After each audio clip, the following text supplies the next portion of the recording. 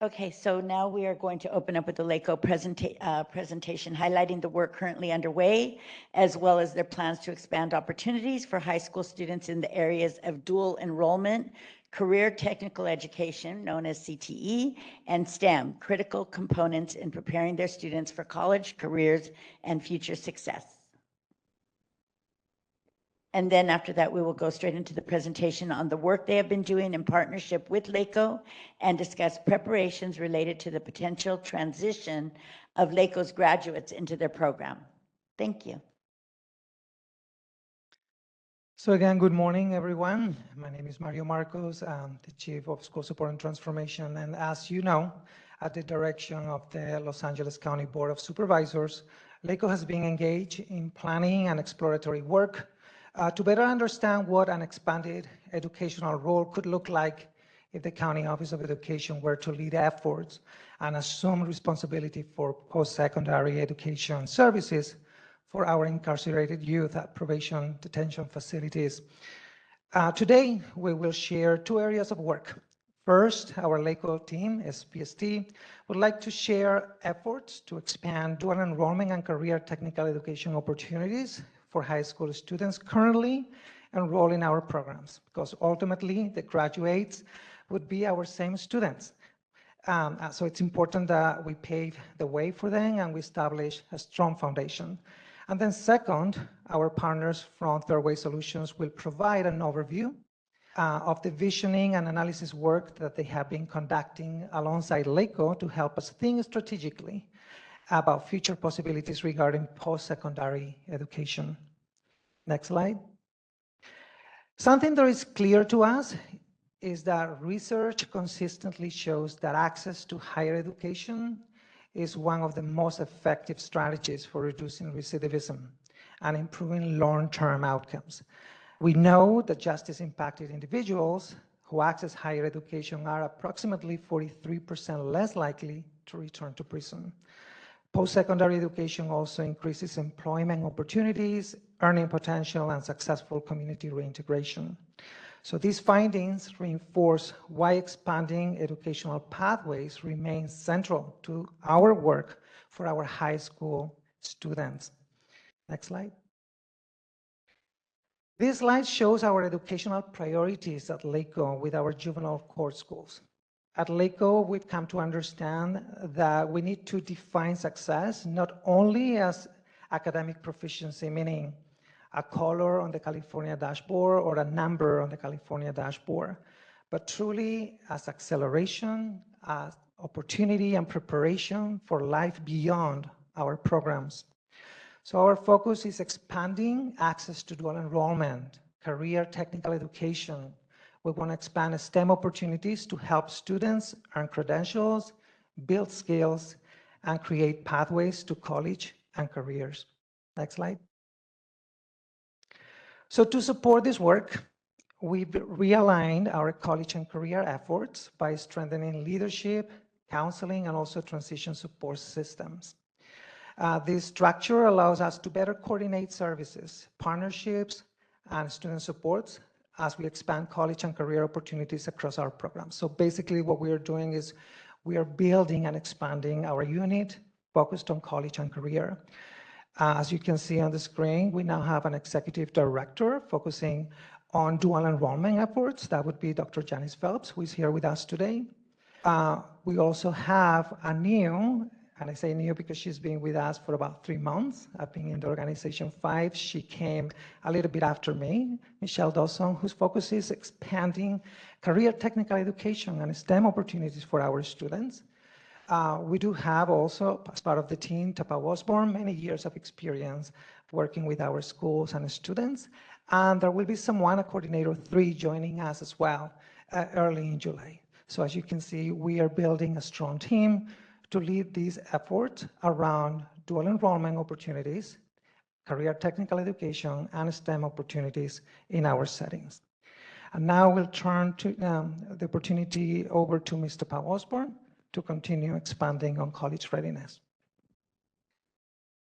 Again, good morning. Our college readiness work is centered on ensuring that students have meaningful access to higher education opportunities while enrolled in our programs.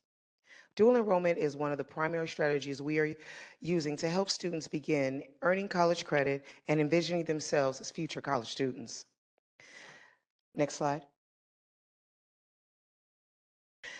This slide highlights the current dual enrollment offerings through partnerships with Mount SAC, East Los Angeles College, and Cerritos College.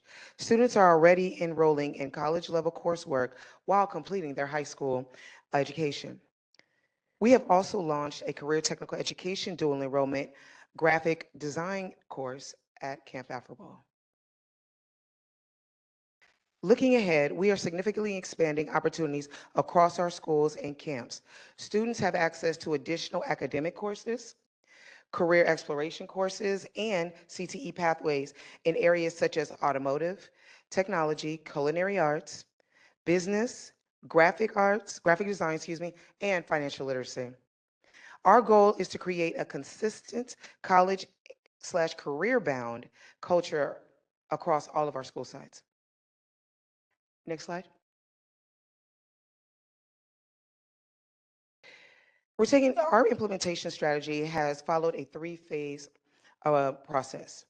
We began with community college partnership meetings, followed by collaborative site planning sessions, and are now in the implementation phase, launching summer and fall offerings across multiple locations. This structured approach has allowed us to move quickly while building strong partnerships. Now I will turn it over to our Executive Director, Dr. Janice Phelps. Thank you, Ms. Osborne.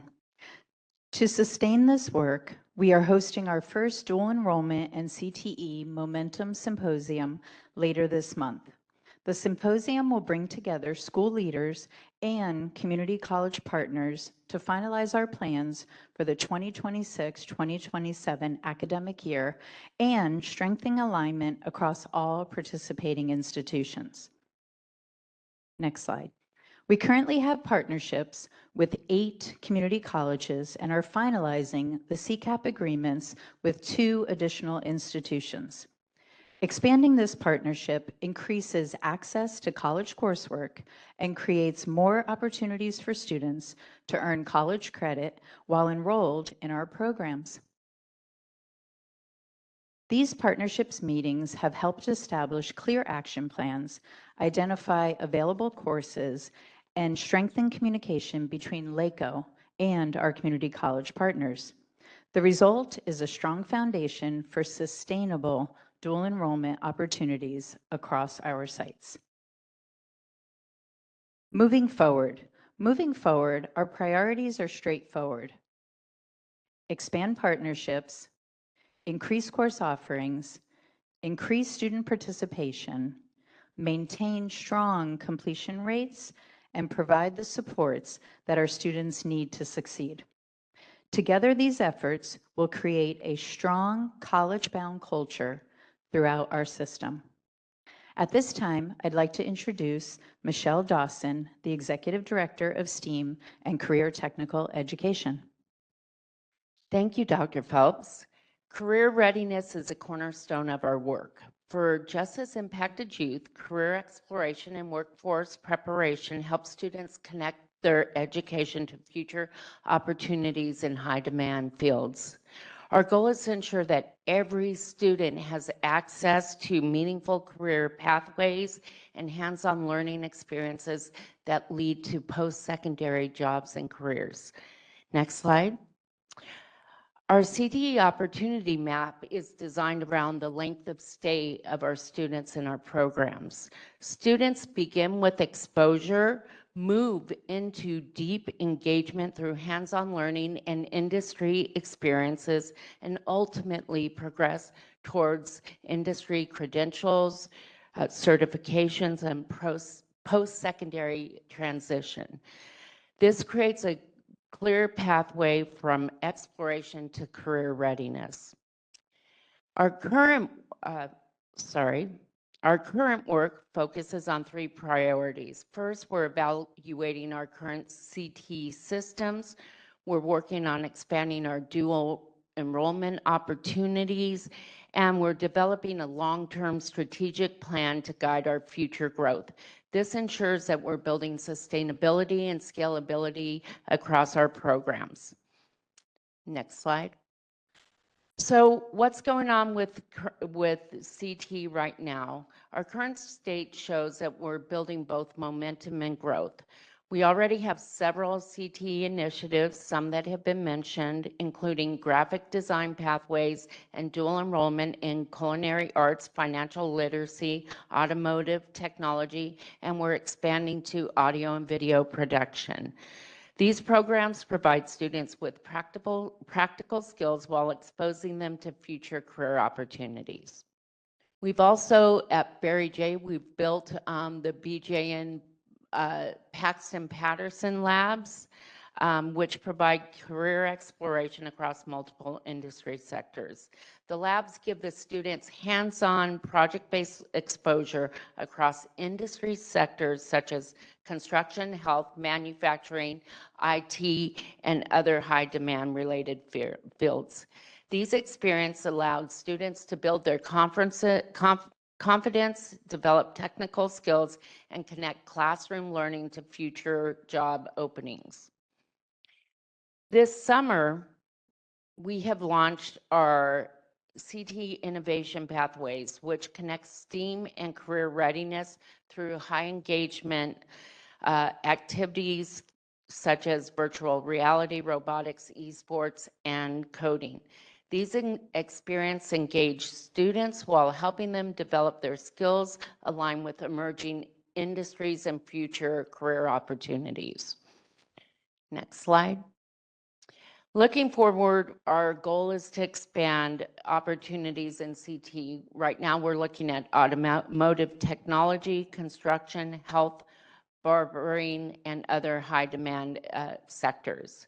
Our vision is to create a seamless pipeline from career exploration to credential attainment, college coursework, and successful transition into employment and post-secondary opportunities. So thank you. I'd like to turn it over to Mr. Marcos. I do believe we do have Third-Way Solutions ready for the second part of this presentation. Great.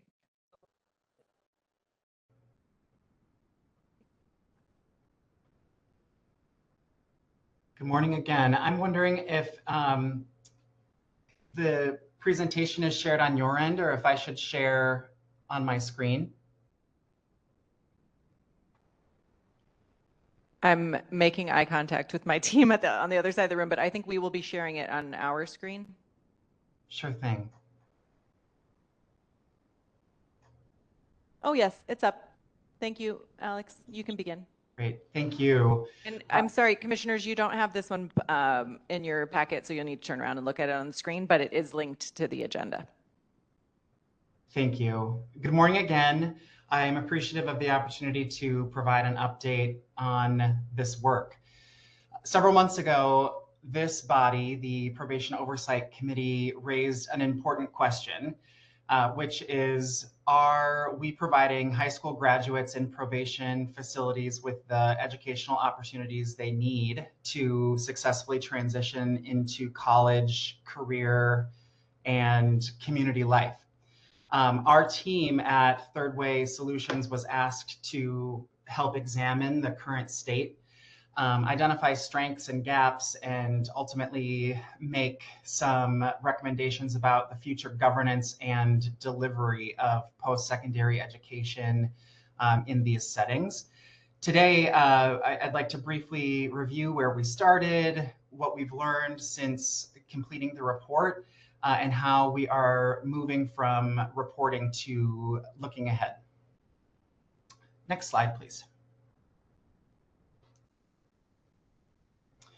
I'll begin by revisiting the original charge from the commission and the information available to us when we conducted the initial analysis. That context is important because it explains both what we were able to learn and what additional work became necessary after the report was completed. Next slide, please. The original review asked 4 key questions. First, whether the existing model for serving high school graduates in probation facilities was producing the educational outcomes we want. Second, what it would take for LACOE to assume responsibility for post-secondary educational programming. Third, what staffing, funding, accountability, reporting structures would be necessary under any future model. And fourth, whether vocational and career technical education should also be incorporated into a broader educational strategy. To answer those questions, we reviewed aggregate population data, program inventories, stakeholder perspectives from across this ecosystem, LACOE, probation, higher education partners, and members of the commission. What quickly became clear was that there were promising practices in place, but the system lacked a coherent framework for understanding who students were, what pathways best fit their needs, and how outcomes were being measured across sites. Next slide, please. Following the submission of the initial report, we've shifted from diagnosis to design. And so our work has been, since then, early spring, focused on 4 areas. The first is to better understand the data. Second was developing a framework for implementation. Third was engaging stakeholders in structured learning sessions. And fourth is sort of ongoing identification of the resources required to make any future state successful. Next slide. We do have useful information today. At the site level, we can see enrollment patterns, student age, race and ethnicity, average lengths of stay, historical trends, and the types of academic programming currently available. That information helps us understand the scale and complexity of the system. These are, though, largely aggregate data points. They tell us who's in the system broadly, but they don't tell us about individual student needs, readiness, goals, or educational trajectories. In other words, they have helped us understand the population, but they don't yet help us or equip us to design differentiated pathways for students. And pathways are ultimately, these differentiated pathways are ultimately where increased positive outcomes are created. Next slide. The most important gap has been in student level data. To build effective educational pathways, we need to understand how students move through the system over time. We need a better visibility into entry patterns, exits, transfers, length of stay, participation in programming, and transition outcomes. The report identified this as one of the biggest barriers to designing a truly student-centered model. Without this information, we risk designing pathways, of course, based on assumption rather than actual student experience. The good news is that we know what information is needed. And so this next phase is about bringing together probation data and educational data in a way that allows us to understand real student profiles and design accordingly. Next slide. We also need educational information from school systems, some of which we have, specifically attendance patterns, behavior data, academic performance, credits earned. Again, there is access to this information. The report concluded that a meaningful pathway design requires combining the educational data that that we have and probation data. Neither system currently alone tells the full story. So our implementation question is, how quickly can we access these data sources so that decisions are informed by this evidence rather than intuition? Next slide. If we successfully integrate these data sources, I think we can create something much more powerful. Instead of planning around programs, we can plan around students. The vision is a planning tool that allows us to understand who the students are, what pathway best fits their need, what supports are required, how resources should be allocated across sites. This aligns directly with the report's language that educational design should ideally begin with the student profiles and pathways rather than organizational structures. Next slide. This slide represents the heart of this stage of conversation and planning. So as we've moved from report to design, we've organized the work into 6 focus areas. First is intake, placement, and transitions. Second, enabling conditions. Third, mindset, culture, and daily practice. Fourth, staffing models. Fifth, higher education and credential pathways. And sixth, instructional quality. These areas align with the theory of action described in the report, which identified 5 components necessary for high quality educational programming. Excuse me.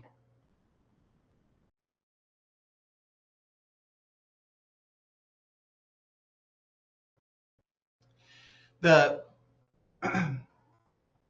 5 components necessary for high quality educational programming have been used to base some learning sessions that we are engaging in with the LACOE team and others. The purpose of these sessions is not to discuss the ideas, but really to define what success looks like, continue to identify gaps between the current and desired state, and build consensus around implementation priorities. The LACOE teams have been deeply engaged in the work, and we are actively working to contribute to some potential future state design. Next slide. This slide provides one example of how we're approaching implementation. Often discussions can focus only on curriculum or programming, but we know, of course, that educational outcomes are heavily influenced by the surrounding conditions. So questions like, is technology available? Are schedules aligned? Can students access instruction consistently? Are transitions managed effectively within sites? And these, may seem operational. They heavily and directly affect learning. And so our self-assessment process sort of asks a simple question. Does this condition make it easier or harder for young people to learn consistently, safely, and with dignity? Over the summer, we'll continue facilitating these conversations while also conducting some site-level assessments to identify both bright spots and opportunities for improvement. Next slide. So this planning also requires some financial clarity. On the LACOE side, we have a growing understanding of available funding streams, policy opportunities, and higher education partnerships that can support quality programming. What we still need is a comparable understanding of the financial resources currently supporting this work through probation. The phase we're currently in includes a dedicated financial feasibility work stream that will examine existing expenditures, cost per student, staffing models, funding grades, and long-term sustainability scenarios. And so that goal is to ensure, of course, that resources are aligned with outcomes and that any potential future model is financially sustainable. Next slide. So finally here, the key question now is how to implement, move toward recommendations within LACOE and to this body so that change can be thoughtfully, responsibly implemented in a way that improves outcomes for young people. Next slide. So after reviewing the data, research, stakeholder perspectives, we believe that LACOE could be positioned to serve as educational lead for this continuum of learners, but the governance alone does not necessarily improve outcomes. So the opportunity in front of us is larger. There's a choice here, I think, to redesign systems around students, create stronger pathways, improve instructional quality, clarify accountability, and build a more coherent educational continuum from custody through reentry. And ultimately, we believe that success will be measured by whether more young people leave these settings with having made meaningful educational progress, recognized with credentials, and of course, ultimately a clear pathway to opportunity and choice. That concludes our prepared presentation.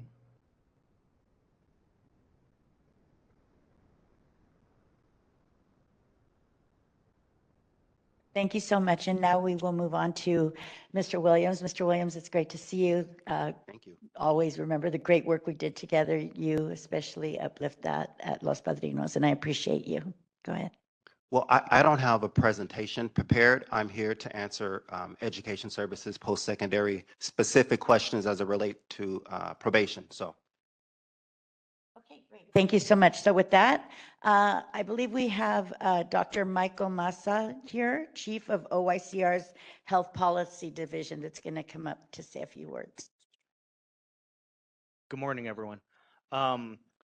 I just wanted to take a step back with the conversation and just contextualize this in the framework that we find ourselves now, where the juvenile justice system in California has gone through the biggest change in California history, right? We've shut down the state system that youth who were given long-term commitments were sent to, and are now in a model where young people stay within their counties for the duration of their commitments. And this puts a heavy responsibility on the counties that they haven't had previously, including more pressure to build out educational, especially higher educational pathways, because the young people in custody previously were there for maybe a year or so and would be able to continue their education, whether it be at the Department of Juvenile Justice or back in the community.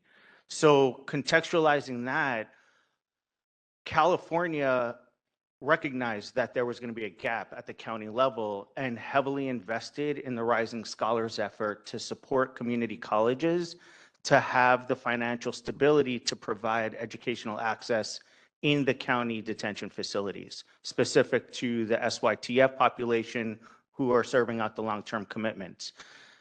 LA has 8 funded community colleges. That's more than, 7 funded community colleges through the Rising Scholars Initiative. That's more than any other county in the state. However, proportionately, we're not seeing the progress in LA in terms of young people getting their associate degrees or meeting the transfer requirements to then go to 4-year colleges. And this is critical because we have data through the Project Rebound programs, which is the California State University's justice-involved student program. For any student who's justice involved and connected to the Project Rebound, the recidivism rates are less than 1%. There's nothing in the juvenile justice system that is as effective as that four-year degree and the support of programs like Rising Scholars and Project Rebound. Fortunately, the community colleges in Los Angeles, specific to the LA Community College District, are more than willing to work together to build out a continuum of class offerings so young people in detention settings can take a full-time course load of community college classes, which would put them in a position to be considered to then transfer to a four-year college at the same time as any other student. And we're not taking advantage of that yet. It doesn't mean it can't happen. I think from the presentation we saw today, LACOE has just put so much intentionality into really considering all the different variables.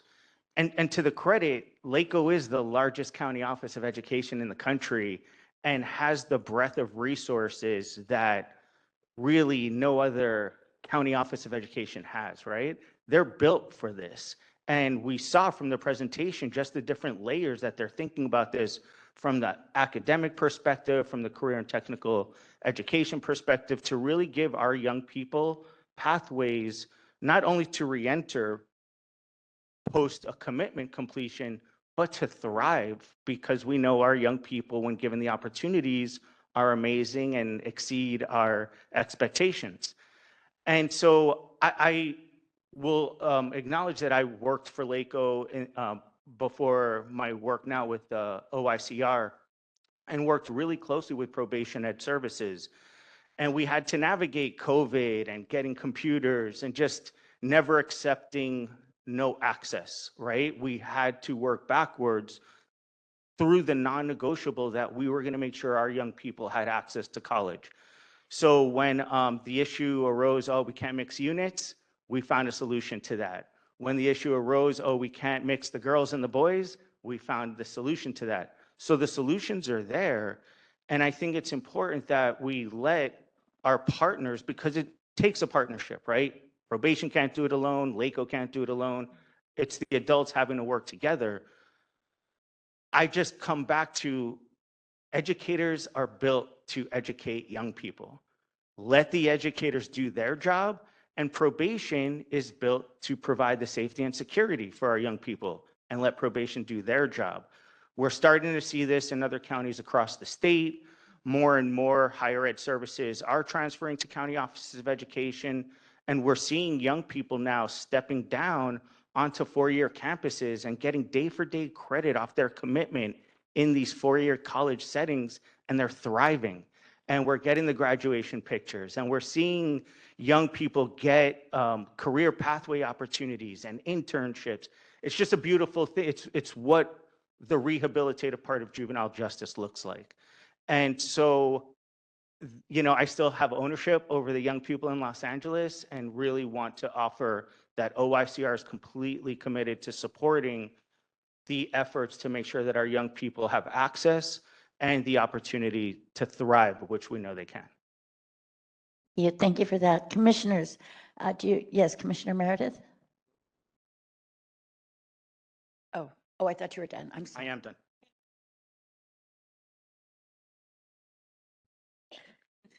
He gave me like a nod, so I took that as. I was just going to point out that two of the colleges there I do teach at, and some of my students are on probation, especially the one at El Camino. I do get quite a few there, some of which I did recruit from the facilities. A lot of it has to do with what they've been encouraged by probation to do, so I got to commend probation on that. One of the weaknesses of the system, and this is just a personal observation when I talk to some of the youth that are in custody, is that, yeah, we'll do a lot of academics, but we really have not done anything for trades. And a lot of them want to be auto mechanics, welders. And that's one, I think, one of the weaknesses we need to look at. How do we accomplish that too? And just as a comment to that, that's the beauty about the community colleges, is that more so than the four-year universities, they do have an emphasis on trades, certification programs, pathways for licensure. So the community colleges are built out for that, like the culinary programs that I saw. I know Mount SAC, Their culinary program is renowned. So that variety is offered. And that's where I think some of the coordination is going to be important, because if Mount Sac has that amazing culinary program, but there are kids in Los Padrinos that's not in their boundary, how do the colleges work together so that young people have access to the full milieu of options? And we've seen that, like in San Diego, multiple community colleges signed an MOU to work together to bypass the boundary issues. And now the young people have a full array of options. However, no other county would have as many options as LA if we started to institute some of these best practices. Well, and you agree, the boundary issues has been one of the problems we've dealt with in the past. But the colleges that are being funded through the Rising Scholars Grant have all explained that they are on board to working cooperatively so they can complement each other's class offerings so that young people have a full array of options. Yes, Commissioner Ship.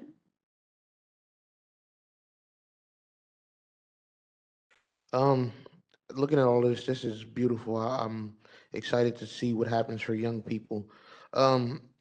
Maybe I'm a bit confused just a little bit because I was hoping to hear more so about, and I see we talk about dual enrollments and getting our young people ready for college, but I was hoping to hear more about for those young people who are already in college, because right now most of those young people are sitting inside. They get an hour a day of college, which is not a lot. They don't have access to books afterwards.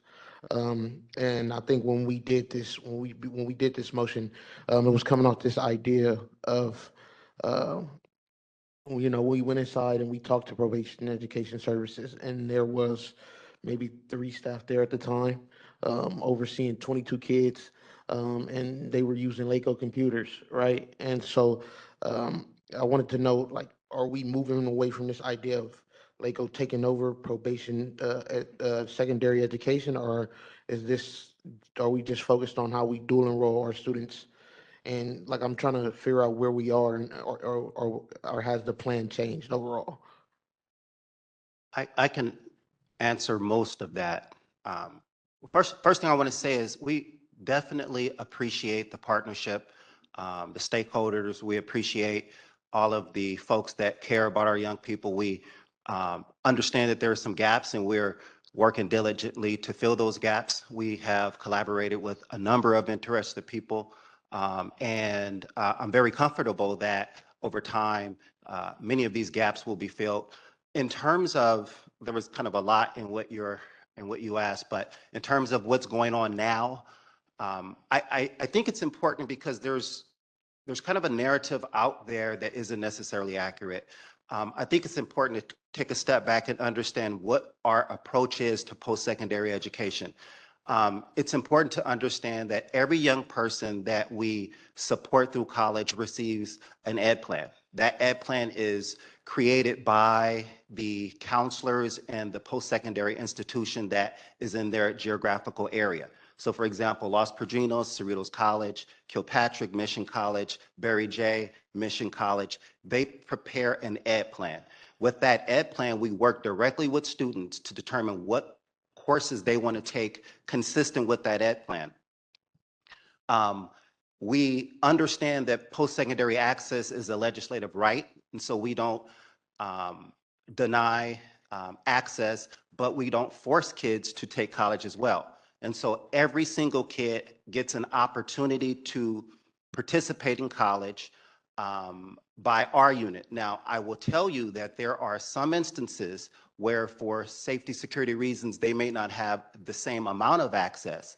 And we're working through some solutions for that, but that is just something that you can expect in a custodial setting. The narrative that we're not producing graduates.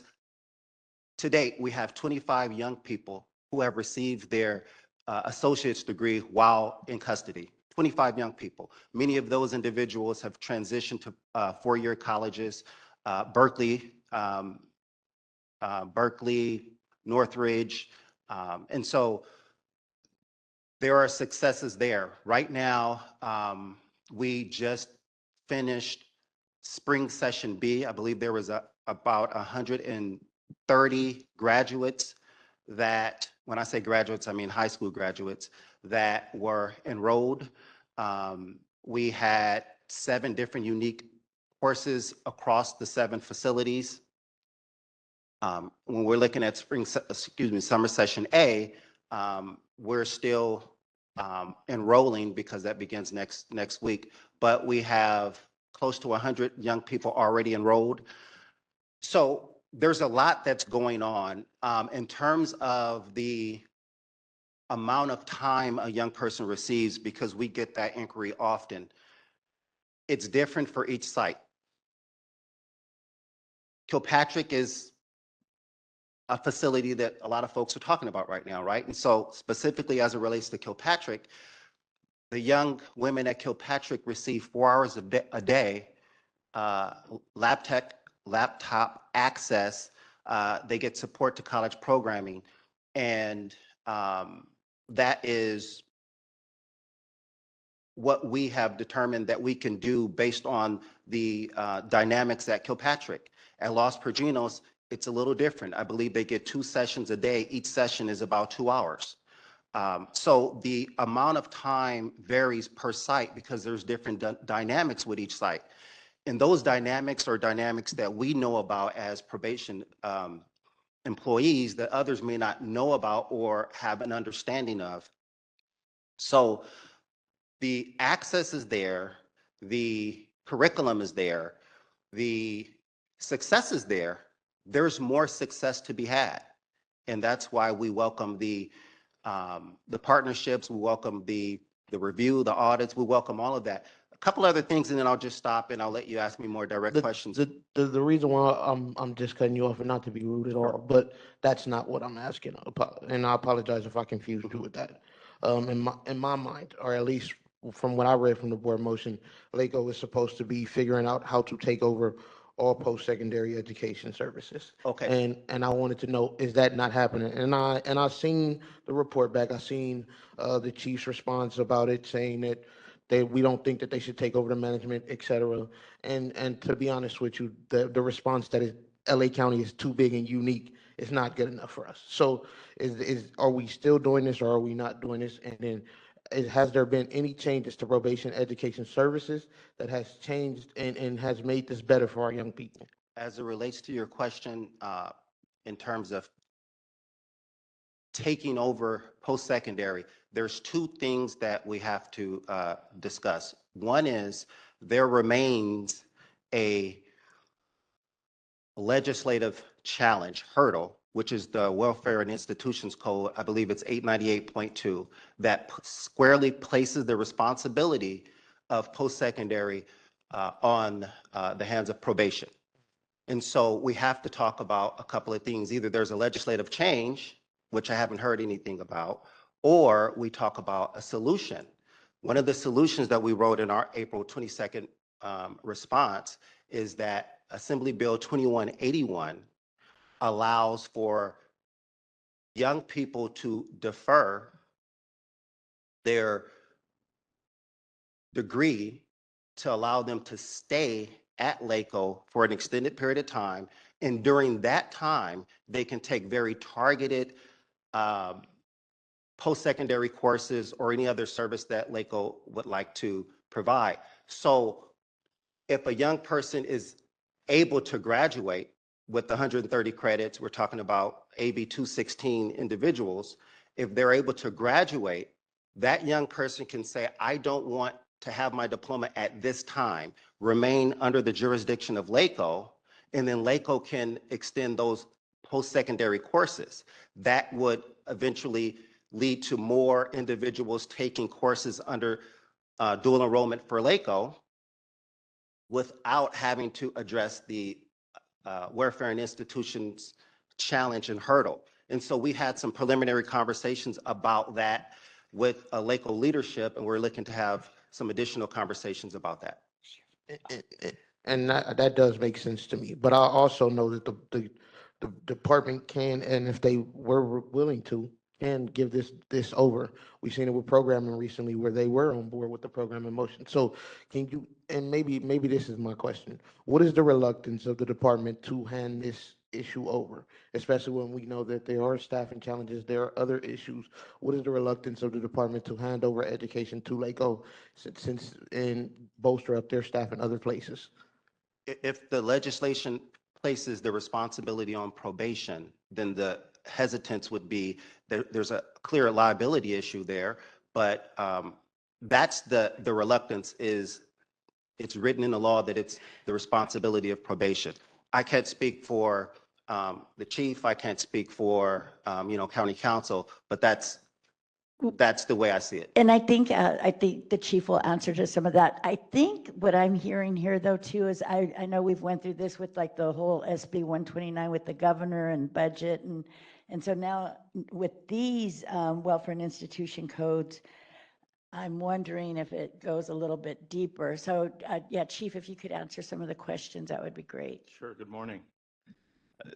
Thank you, Commissioner Shipp, for steering us back to what I thought was the question at hand, which was essentially presented by the board saying, here we have yet another area in which we think another county entity can do a better job. That being providing access to the young people in our system, especially now that we have folks with us for a longer term, access to post-secondary education. That was simply the question. Should probation continue to do it or should LACOE do it? And we've differed in our understanding of how we should proceed. And so probation, I am reluctant in that, like everyone else, I would like to understand how the conditions would improve.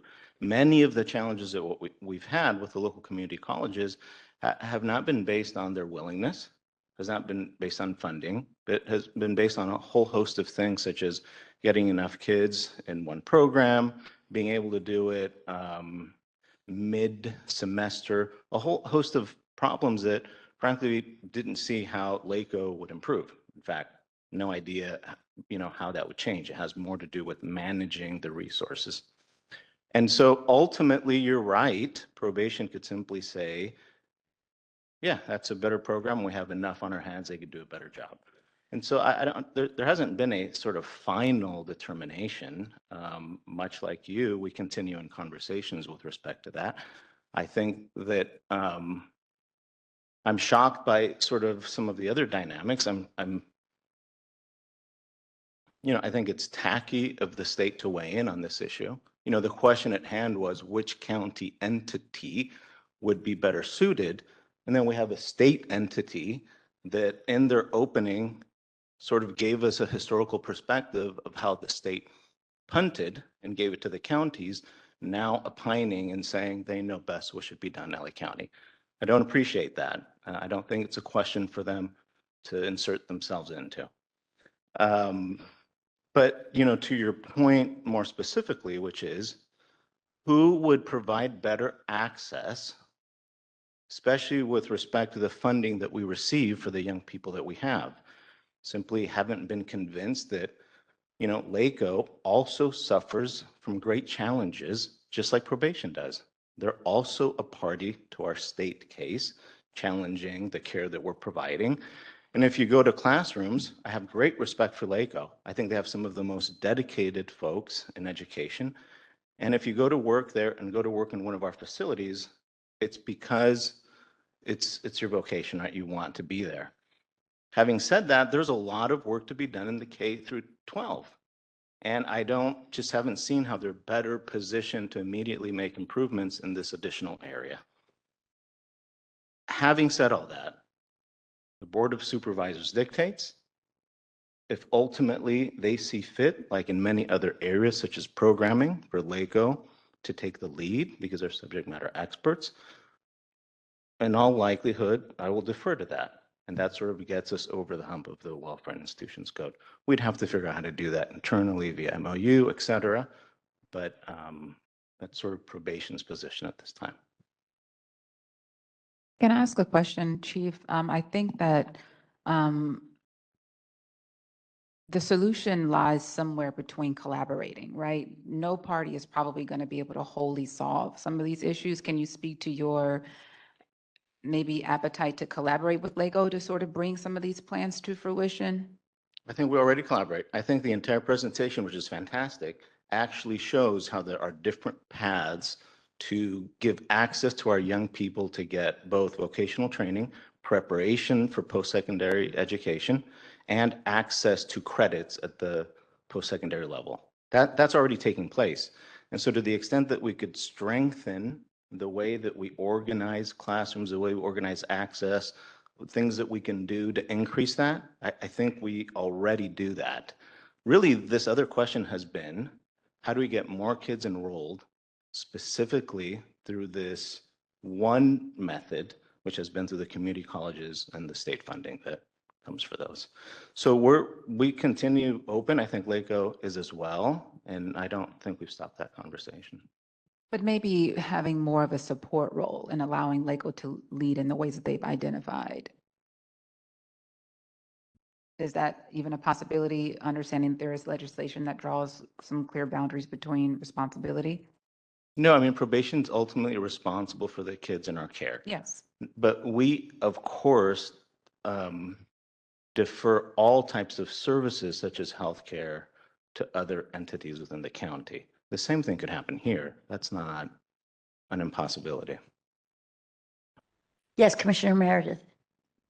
Being the fossil here on the commission, I'm going to point out, going back years, we had a camp called Camp Holton, where we actually had a culinary program through Mission College. And through Mission College, subsequent to that, I know of at least 2 graduates from the compound at Silmar that graduated with AA degrees. So Probation and Mission College Alliance. So in the past, there has been great collaboration there, and we did work in getting some people degrees, and one of those actually got a scholarship to go to a college up north. So there has been past precedent on that. Yeah, and look, regardless, the collaboration has to continue. We have to work jointly to get the young people to the right place at the right time. Ultimately, that's what sinks us. I am sure there exists a world in which it would be more beneficial in order to get enough students in the same place to figure out how to get both community college and high school students and vocational students in the same place at the same time. And that really would be a collaboration with LACOE and the community colleges. But I think, again, the question has been that the Board of Supervisors opened, which goes back to the efforts that they've been very clear about for a few years now, which is essentially what other departments does the county have that could do a better job at X, Y, or Z? Insert whatever it is you want. And in this particular case, we have this very narrow area, which is post-secondary education. I think either entity could do a good job. I think that part of the conversation began, I think, with a misunderstanding of how much work actually already takes place within probation to give those kids access. Room for improvement, absolutely. The challenges that exist, I think, have more to do with, again, coordinating between not even the different districts, but different sort of campuses within districts, and then the number of kids per class. Go ahead, Commissioner Harris.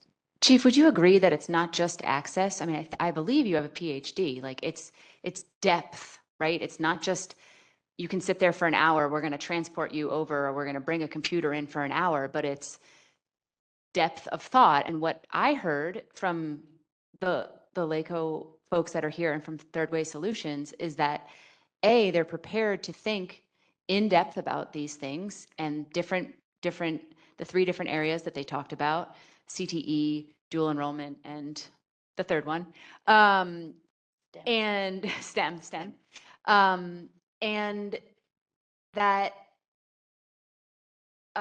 the consultant from Third Way Solutions made a number of conclusions that I didn't feel, and we can ask him if he's still on the live stream, that they're not currently happening with probation education services. What the opportunity is that they have identified is not just, and I wrote it down, to, it's not just about governance, but the opportunity is larger, and it's a chance to redesign systems around students. And what I heard today in these presentations is that there's a very clear path for that. There's strategic thinking, there's strategic planning, there's thinking about budget, funding, data, all of these things. And Mr. Williams and you are sort of talking about access and the law versus this depth of education that we all know is so important to getting, an education and to that, less than 1% recidivism that Dr. Massa was talking about that, it is so critical. So question for you is, one, do you believe it's beyond just access, and you feel and you're committed to the idea that probation education services is capable of going beyond access and doing the depth of educating that we heard today from LACOE? And two, is your legal position that I know the last time we were here, there was this question around the WIC code and responsibility. Do you believe that that question has been resolved? You feel you know the legal answer to that, and that it is currently a barrier unless you acquiesce? Do those two questions, are they clear? Yeah, so no, I'm not 100% clear with Okay. respect to the legal question, in the sense that, I don't have a county analysis in my possession with respect to this, so Okay. I'd have to defer to them. With respect to the second one, probation is, not just a bunch of simpletons that provide safety and security and are not part of the total rehabilitation process. That's just not an adequate and appropriate description of what probation does. And probation manages sort of tremendous, complicated, does a lot of thinking on how to get to the students from the point that they're received.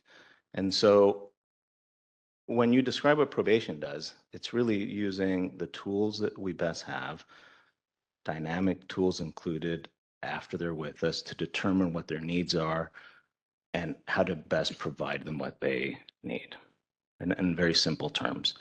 So I think that in terms of designing a model that best reaches the needs of those that are with us, nobody has a corner on that. What we have is best practices from other places.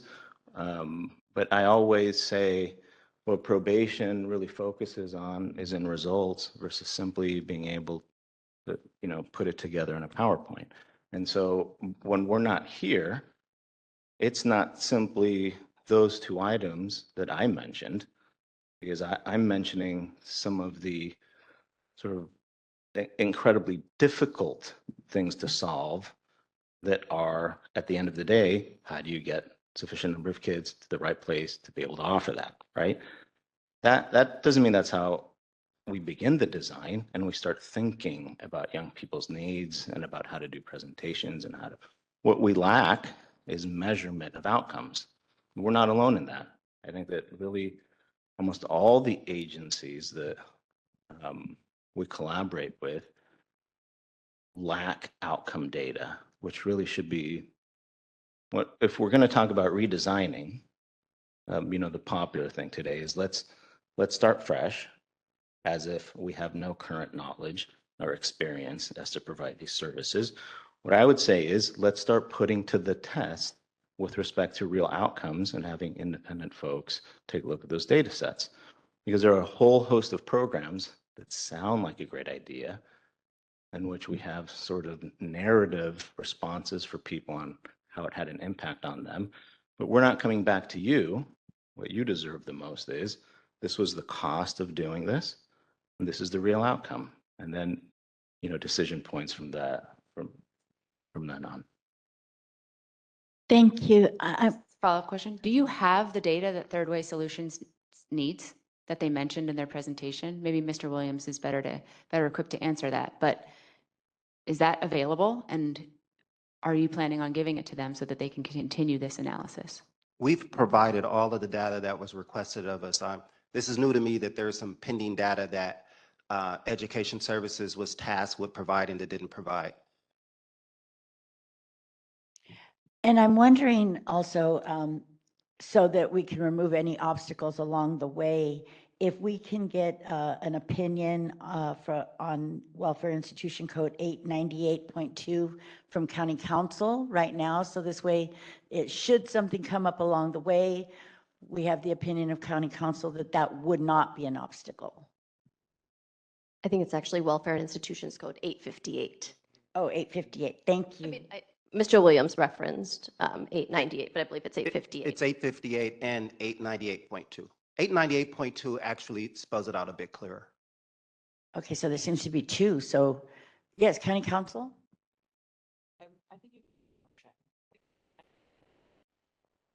Okay, so if I could make a motion that we could get the opinion of County Council on Welfare and Institution Code 858 and 898.2. Would anybody like to second my motion? Thank you, Commissioner Jackson, seconded. Take an aye vote. Okay. So thank you so much.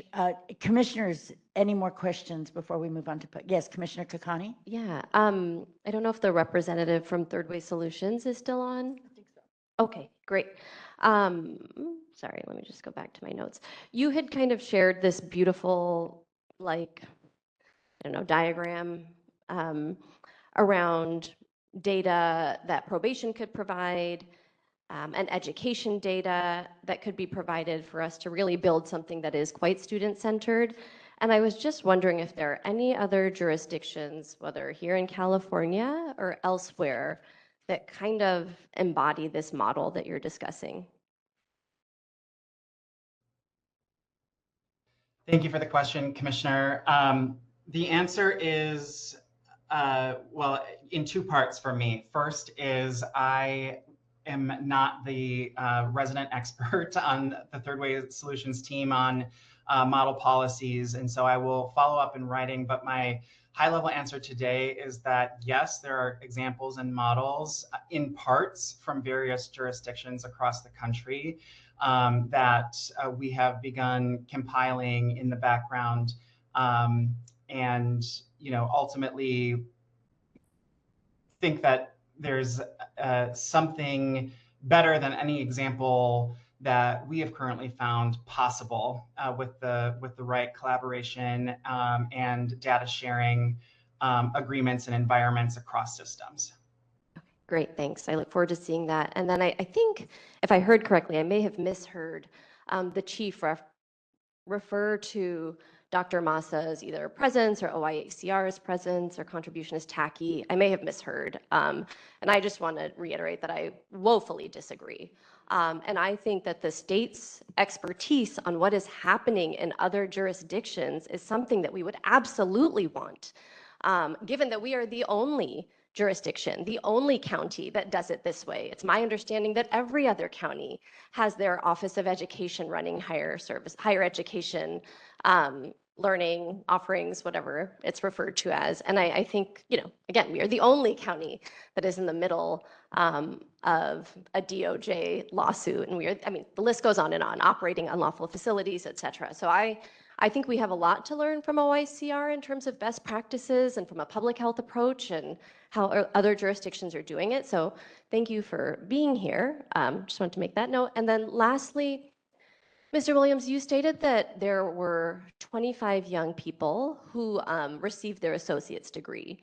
I mean, that could mean so many things. Is it 25 out of 500? Is it 25? 25 out of 25, what is the time period? I just feel like when we're talking about data, we kind of need some more parameters. So if there is, yes, 25 young people have received their associate's degree, do we have data on how many young people leave our carceral facilities and then enroll in either associate's degree programs or higher education programs? Do we have any data on how many young people actually graduate from those higher education programs?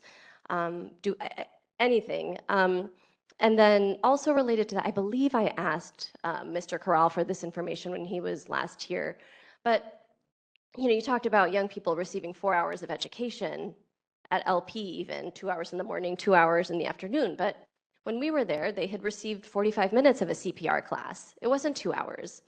And so access, again, to a laptop is not actually access to education or quality instruction. And so if we have information even related to how many of the facilities are offering live instruction, that would be really helpful.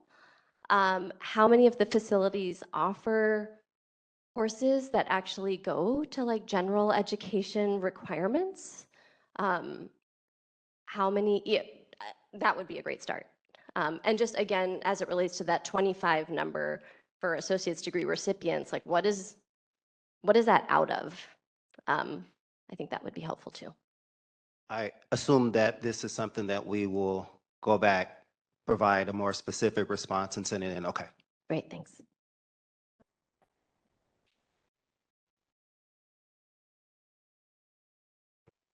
Can you hear me? All right.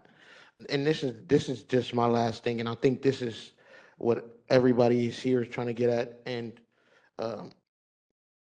OICR is trying to make this point. I think LACOE, the board, everybody is trying to make this point, and maybe this is something you all can come back to.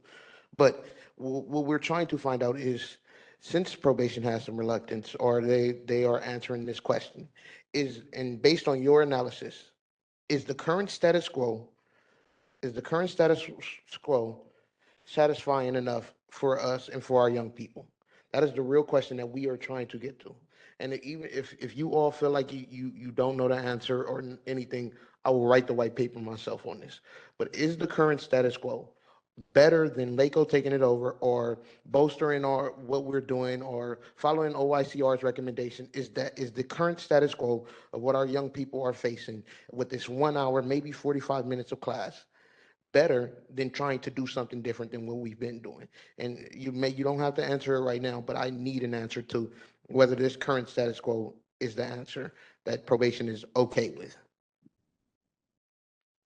Thank you. And I have a question for Mr. Hawkes. I will apologize that I mispronounced his name because I'm a basketball fan. That is my excuse. He introduced himself as Jakes. Alex. So I have a question. You mentioned in your presentation that I guess you were still lacking data, but then in Mr. Williams' presentation, they felt they had provided all the data.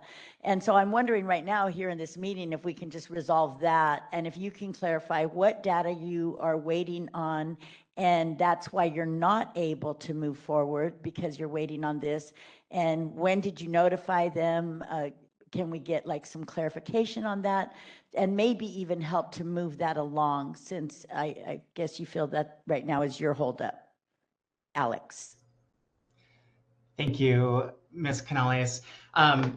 We did pursue additional data, explored multiple avenues for obtaining a more complete picture. However, we were explicitly informed that several foundational data points were not available, including site level enrollment in programming, student performance within programming, and graduate versus non-graduate counts by site. And so given the absence of these baseline measures, we reached a point where the available data wasn't sufficient to answer many of the key planning questions we were trying to solve. So rather than continue investing time in pursuing an incomplete understanding of the current state, we shifted our focus to designing an ideal future state and identifying the operational governance and data conditions needed to make that vision successful. Because I was not up in the sauce of the full sort of data request conversation, am happy to follow up with the specifics about our process and various conversations over the past several months with a member of our team, if that would be helpful to this body. Would LACOE or OYCR like to make any concluding comments? I'll jump in while LACOE gets theirs together. First and foremost, I just want to apologize if anything that I've communicated came off as tacky or in any way a lack of respect for probation. That is not my intent. In fact, I've received a letter of commendation from probation for being a first responder to someone that did succumb to a medical situation. And I've worked arm in arm with probation during COVID when everything went on lockdown. I was at Central every single day honoring the relationships that I had with so many probation officers. But I also want to clarify, I'm not offering any opinion. If you look at the report that probation submitted, their realignment report, 2025, their most current report, I'm regurgitating the information that's in the report. Probation has acknowledged LACOE as the driver of education services, even in the higher ed space. So I just want to clarify that it's in writing. Everyone has access to it. Go to the OICR report. And I started my comment acknowledging how amazing it was that the LACOE presentation was so student-centered, that the third way solution presentation was putting students at the center of the conversation. And, you know, I think we can do better in LA County with all the amazing people we have who are so committed to our kids. And we've seen what those outcomes look like when we work together. And that's the spirit I'm trying to bring to this conversation. I think the entities here will determine what's going to be best for LA County, and whatever information we can offer as far as best practices across the state, it's all in an effort to make sure that our kids get the best that we all know they deserve. So those are my comments. Thank you for that. I appreciate that. I did not perceive anything that you said earlier as tacky, but Understood. Thank you. Commissioners, LACOE, I'm sorry for that. Yes. All right, thank you. Yeah, I will be very brief. I just want to make sure the LACOE team is here today, and we were excited to show and share the work we are doing with our high school students and we plan on doing, because one thing is very clear, it's always a process of continuous improvement. And what we have very clear as well is that we need to truly build the best program for our high school students in terms of not just the quality of the teaching and learning that is happening every day in our classrooms, but also opportunities for STEM, for career technical education and dual enrollment. In no way, shape, or form we are here to contest or question the work that our partners from Probation are doing currently with our graduates. So we truly value always that partnership. The ask from LACOE was very clear, and we are engaging in that exploratory work so that we truly understand what current gaps are and what would be the pillars for a successful implementation. We know we need to be very intentional and truly understand what it would take in terms of staffing and funding and resources. It's a big task. We are talking about students, we are talking about their future, so we want to be very intentional and we need to be successful for them on how we build that coherence from custody to reentry if we were to take over that responsibility. So again, thank you for the opportunity to let us know, to let us come here and share with you the work we are doing. Thanks. Thank you, commissioners. Any more comments or questions? Okay, now pass to Wendy. We're going to go to public comment on this item. If you're in the room and would like to make a public comment, we welcome that. Each person will have 2 minutes. If you're online, use the little hand icon or dial *3 on your phone and we'll call you. Welcome. Hi, good morning. My name is Carmelita Ramirez Sanchez. I'm the Executive Director of Boyle Heights Arts Conservatory. We run paid workforce training programs inside BJN and AfroBo. And to that end, one of the challenges that we find is that when our young men come home after being inside 10 to 14 months, they're coming home without high school diplomas. So it makes it challenging to hear a conversation about post-secondary conversations. And one of our tasks is as soon as they come home, we get them or try to get them enrolled to at least finish their high school diploma. There's not really any communication with LACOE. There isn't any way to continue those conversations. So we're really relying on young people to bring their own information. I love the conversation on post-secondary. We enroll our young people, those that are interested in whether it's PCC or ELAC or Trade Tech, all of that. However, there is a definite disconnect when they're coming home and they don't even have the credentials to enroll into post-secondary. So that is something that I hope we can work together and really address in a way. We have to address it while they're inside. I can't address it when they're outside. I'm flying blind here. But that really is my only comment. Let's talk about post-secondary, absolutely, but the pre-secondary isn't being handled all the time. So thank you. Thank you. Hello. First off, my name is Thomas Bell. I just want to say 25 people receiving their AA degree should be applauded, never questioned, no matter how many people it is. Those are young men who decided to take their education higher, and you guys did a good job getting them there. I've said it before, and I'll say it again. Probation services do an amazing job. They do an amazing job. I can mainly speak for my camp. Those guys are always on point, always serving them kids. The presentation we saw was cool. It was good.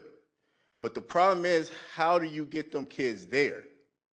That presentation ain't gonna get them kids into them services, taking them classes. How do you get them there? Is third way gonna get them there? I've seen the probation services, they come to the dorm when the kids refuse. Talk to them one-on-one. The next thing you know, they're grabbing their books, hey, I'm going to class. They go the extra mile to get these kids to their college classes. We can have all of those special programs that we want, but if they don't show up, it's easy to teach your class when no one's there. It's easy to teach your class and have all these programs if you have one or two kids show up. But these guys, and you know, I can really speak for Alpha Ball, they do the extra mile to make sure these kids are getting what they need. I go into the classroom, I see them sitting right next to the kid, helping them out, doing this, talking to them. I don't even want to interrupt them. You know, kid needs mental health, he's going to the class, I feel bad interrupting them because they're actually learning and doing stuff. So to hear, oh, take it away and give it to LACOE, and I'm not bad mouthing LACOE, you know, I like the teachers there too. But to take it away and give it to LACOE, that's and discredit what they're doing, that's pretty insulting. You know, if I was him, I'll feel a little insulted about it. You know, but they're doing an amazing job. I just want you to know that. Thank you. Good morning, everybody. Thank you for having us as guests. Mauricio Murado, Deputy Probation Officer, SYTF. I appreciate the collaboration we all have, obviously, with Probation Education Services. You guys over there, LACOE, everybody's very vested into the future well-being of these young youth we have. I just want to give kudos to my coworkers and my line staff officers at Barry J, who we're putting in 17, 20,000 steps a day, getting these kids to their classes, college, post-secondary stuff, whatever it may be. And it's difficult to coordinate. I don't think people that are in an institution realize the visiting center, attorney visits, social workers, dentist, x-ray, mental health, other education stuff, court, transportation, movements around school. There's so much going on in that facility. Just to let you know, we are doing the very best we can to get these kids what they need and what they want regarding education and all kinds of other stuff. I just wanted to give my people credit, you guys some accolades as well. Very difficult environment we were working in, extremely difficult. Your teachers have it rough. We're in the classrooms with them as well, all the time. Diffusing, de-escalating, counseling, getting your people involved, working together. Hopefully, we could all work together. That's the end of our in-person public comment. Do we have any online commenters?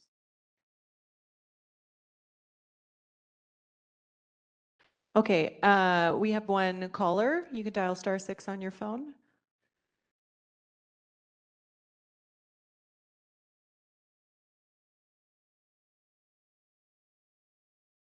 Call-in user, if you can dial *6. You're unmuted on our side, but we can't hear you.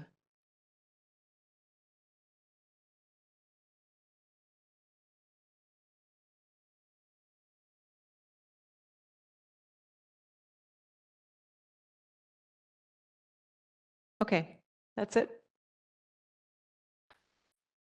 Okay, thank you. So Okay.